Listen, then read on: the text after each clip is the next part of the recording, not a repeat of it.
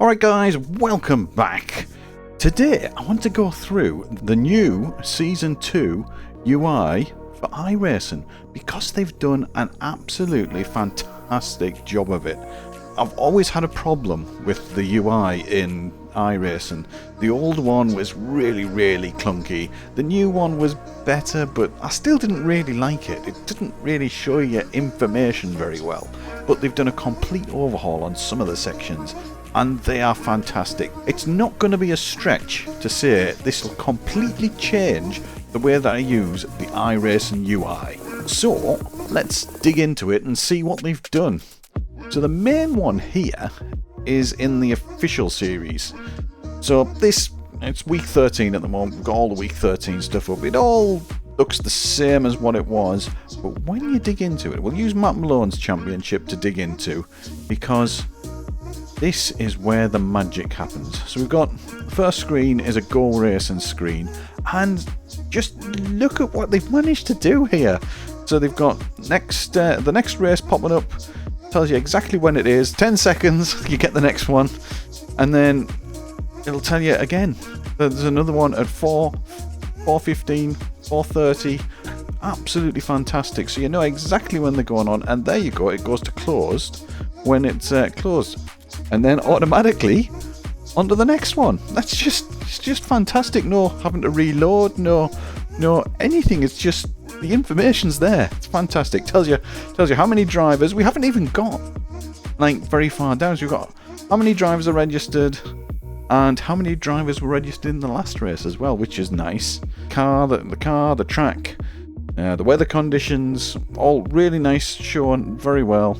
Then if we go down a little bit further, so we've got all the available slots where you would normally register. Also, they've got this up here, so you can just click on the register button straight at the top here. You don't have to go down there. Little bits like that make things just so much easier to use. It's just great. This one underneath the register button, make a simulated AI race out of it. That's just great. Just click on there. Go and practice a race. So imagine you're in a championship and you've not really had that much experience with one of the tracks that's going on. Great, you can just pop off, go and have a good practice race with the AI, get yourself a bit more comfortable with it, and then register and do a proper race. Just so easy. They've made it so easy.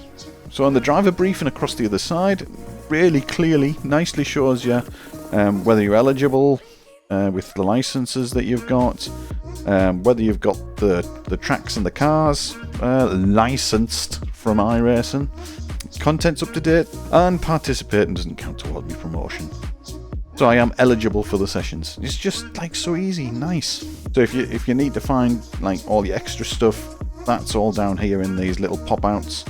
You really dig into the information, like how long it's going to be, how many cars are going to be in there, how many off tracks you can have, all the stuff that you might not need at a glance, hidden away really nicely. And that's just the first page. They've got the schedule page, which shows you really nicely what's coming up for the whole of the season. Tells you whether you've actually got these tracks. I know I need to update some of them. It would be nice if you could update them from here as well, just to nitpick iRacing. Show past weeks.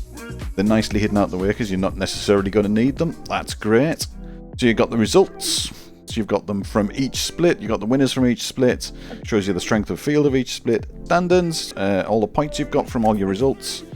All really nicely put in there. I have no idea where I'd have found these in the last UI. I'm sure I could have dug and found them, but it's just like... this just seems so easy. There's something about the way they've laid everything out. It's so intuitive. And then we've got this. This is absolutely fantastic. Series Insights. So here we've got this time slots graph, and it shows you exactly how many people were registered on Tuesday for each of the time slots going. It's fantastic. It's really good. So we can see not so popular here in the morning. This is when iRacing was down for its maintenance. Then and it picks up quite a lot during the evening. But wait, there's more. So they got a strength of field as well. So you can look in and you can see on a Tuesday I want to race at about... Well, I want to race in the evening on a Tuesday, so when's the best time to get the best strength of field so I can get the most points out of me racing? You can go and you can say, look, strength of field's highest there at 8 o'clock. Come and do an 8 o'clock race. But wait, there's more! They've got this pace analysis graph, which I think is actually really helpful. It might sound absolutely boring, really, really boring, but it's actually super helpful. So what we've got is the lap times, and then on the other side you've got all the drivers' iRatings. This line here shows you your line. You've got this graph with the average in the middle. So for an average iRating of 1600, the pace that you'd need to do around Alton Park would be a 145.523. But it also shows you the range of what's likely to be entered in the race, so you'll know the top lot are going to be doing about a 152.5, and the last lot are going to be doing around 2 minutes. So you sort of get a feel for what racing's going to be like. That's great. Thing is, I know I can do a 152 around here. I know I can probably dip into the 151s. So where would that take me in iRating if I can manage to do that consistently?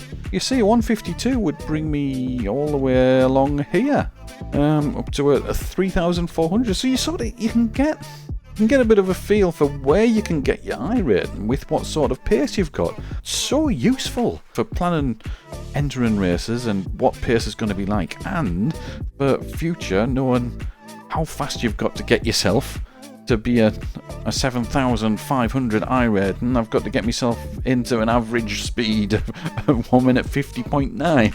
It shows you how far off you are from the top as well. Just like so useful. There is one more thing I've seen, which I think is quite useful in the new AI, and this is this AI single player. I don't know whether this was here before, so they've just a whole load of series set up. Set of 5 races just set up ready to go, and we can just go off and do a set of AI races with 5 events. Great. That's really cool as well. I like that. It's just so easy. There's loads to choose from. They've got a Formula 1 car, they've got the Formula, not Ford, and they've got the M2, they've got the V, the MX-5, the 86. Just so easy to just drop in and race. I'm really seriously impressed with this update. Just the fact that everything's so easy and well laid out. Just everything's there. All the information you could ever want is there.